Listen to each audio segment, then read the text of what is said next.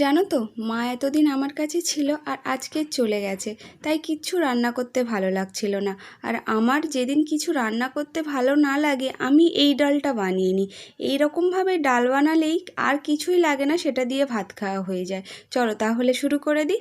এই ডালটা বানানোর জন্য আমি দুরকম ডাল নিই, মসুর ডাল আর মুগ ডাল। মসুর ডাল আর মুগ ডাল একসঙ্গে ভালো করে ধুয়ে নিয়েছি।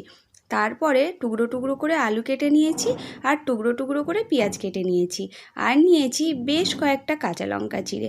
তার মধ্যে দিয়ে দিয়েছি হলুদ গুঁড়ো, লবণ, আর একটা বড় সাইজের টমেটো, আর দিয়ে দিয়েছি বেশ খানিকটা কাঁচা সর্ষের তেল। দিয়ে সব কিছু ভালো করে মাখিয়ে নিয়েছি। এবারে কড়াইয়ের মধ্যে তেজপাতা, শুকনো লঙ্কা দিয়ে একটু নাড়াচাড়া করে তারপরে সর্ষের তেল দিয়ে দিয়েছি। একটু গরম হয়ে গেলে তার মধ্যে জিরে ফোড়ন দিয়ে দিয়েছি। তারপরে একটু জিরে স্মেলটা বেরিয়ে আসলে যেই ডালটা মেখে রেখেছিলাম ডালটা দিয়ে দিয়েছি। আর এই বেশিক্ষণ না, মিনিট দুয়েক মতো নাড়াচাড়া করার পরেই জল ঢেলে দিয়েছি। তারপরে ঢাকনা বন্ধ করে সিদ্ধ হতে দিয়ে দিয়েছি। তারপরে দেখলাম মনে হচ্ছিল একটু লবণটা কম কম লাগছে, আর একটু লবণ আর একটু মিষ্টি দিয়েই নামিয়ে নিয়েছি।